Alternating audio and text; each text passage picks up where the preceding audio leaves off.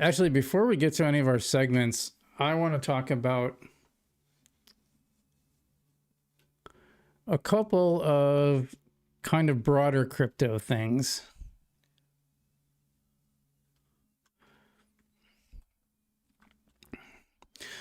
And we got some really, I'm really irritated with Gary Gensler news. And this is going to be interesting because dang, dude.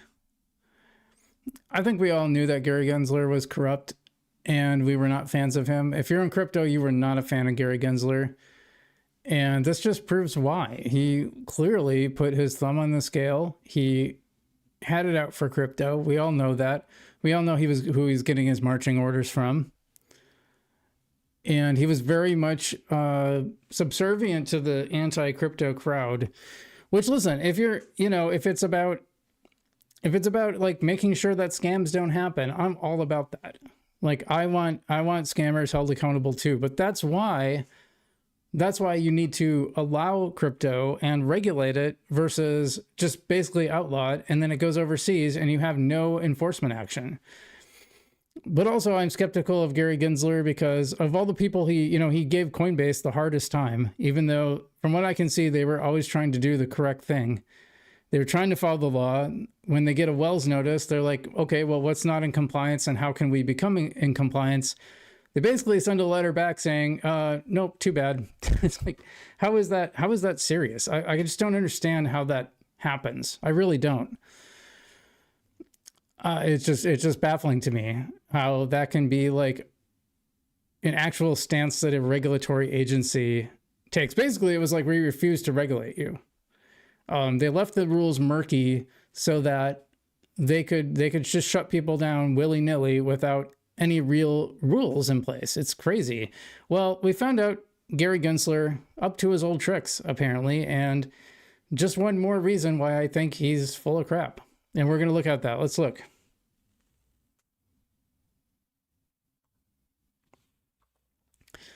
Yeah, so this is from Eleanor Terrett. She is she's a former Fox Business News host, journalist, and host of Crypto America, citizen of the US and UK, apparently. And she has some really great information, but this is awesome. According to a new SEC Gov IG report, nearly a year's worth of text messages from former chair Gensler archives, this is Gary Gensler, apparently he changed it to archive, were permanently lost due to a series of avoidable, in quotes, technological failures by the agency's Office of Information Technology.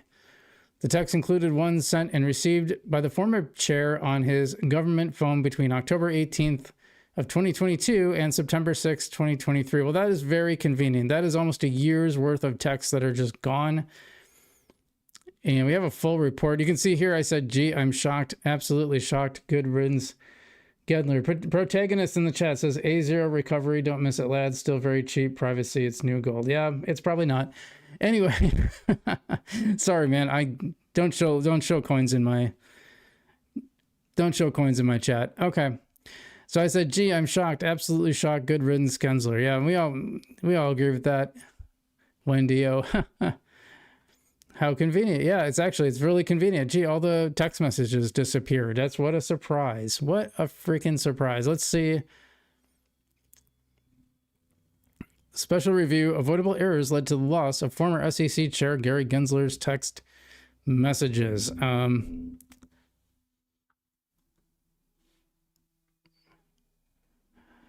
Attached is the Office of Inspector General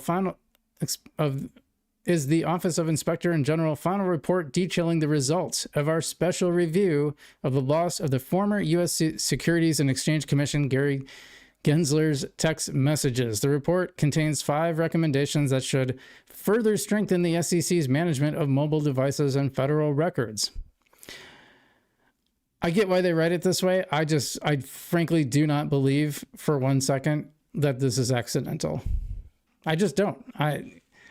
When evidence disappears, I mean, okay, it's possible. Let's be clear. It's possible. I just doubt it.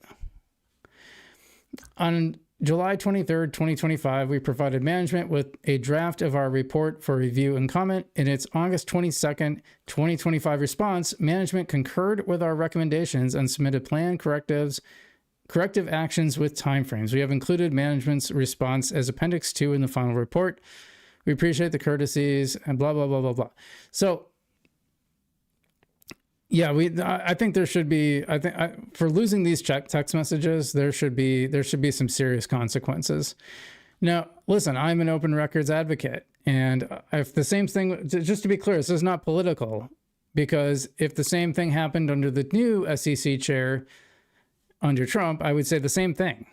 Like, the point is, you need to preserve records when you're in government, and the loss of them is, frankly, criminal in my opinion. I am a huge free speech advocate. I'm a huge First Amendment, and that also means open records. I'm a big open records, government transparency. Very, very important.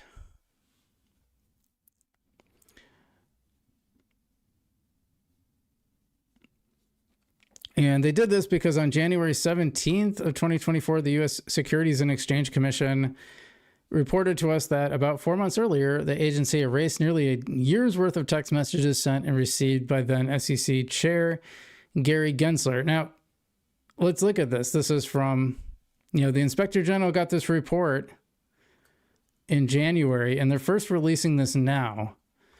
That makes me think, now I could be wrong. They could have been reviewing it this whole time. But I suspect that this is the new administration came in and decided to start looking at this. Yeah, by the way, I had the same criticisms when I was very excited about having pro-crypto regulation, and I was not excited that the president decided to launch a meme coin on day one. I was like, this is not what I asked for. I wanted sensible regulations. Instead, we got a guy dumping a meme coin, and then another Melania coin after that. So, it's kind of a mixed bag, because I do think the team in place that's working on crypto regulations is smart. I think they're trying to do the right thing. I think they're trying to make sure that, there's actual regulation. Although it's possible it's going to be shaped by the fact that the president owns his own meme coin. Anyway, so I think the why here. Okay, I think this paragraph is interesting. Let's look at this. Although the SEC took steps to recover or recreate the deleted text messages, the agency was unable to collect or determine the entire universe, including some federal records. And not good. Since notifying our office, the SEC has disabled text messaging agency-wide with some exceptions, notified the National Archives and Records Administration in June 2025 of the lost records, and taken additional steps to back up Capstone officials' records and data, among other actions. Don't these live somewhere? I thought text messages actually live somewhere besides your phones. Like, I thought the company has them somewhere, don't they? I don't know. I don't know what cell phones are like at that level. I imagine that there's all kinds of regulations, and it's like a really specialized service to provide cell phones to the government because there's like really specific security requirements. Records management, I imagine, is an issue, although maybe not as much as it should be since we're reading this. Anyway, however, the loss of Gensler's text messages may impact the SEC's response to certain Freedom of Information Act requests, which is my point. Like, I think open government and records requests are really important, and this is not good. Yeah, apparently there's a lack of backups and procedures that fail to consider record retention requirements for Capstone officials. Well, this is why I'm saying, and it exacerbated the situation and hindered the SEC's response. This is why I think there needs to be some consequences of some kind. You can't just like ignore records requests. You can't just like drop the ball on records. You just can't. It's very frustrating. So yeah, in case you still didn't hate Gary Gensler, you absolutely should. But it's kind of like kicking a dead horse. He's gone. It's just one more nail in the coffin. One more reason to like not think very highly of Gary Gensler. So, like I said, color me surprised. Color me surprised.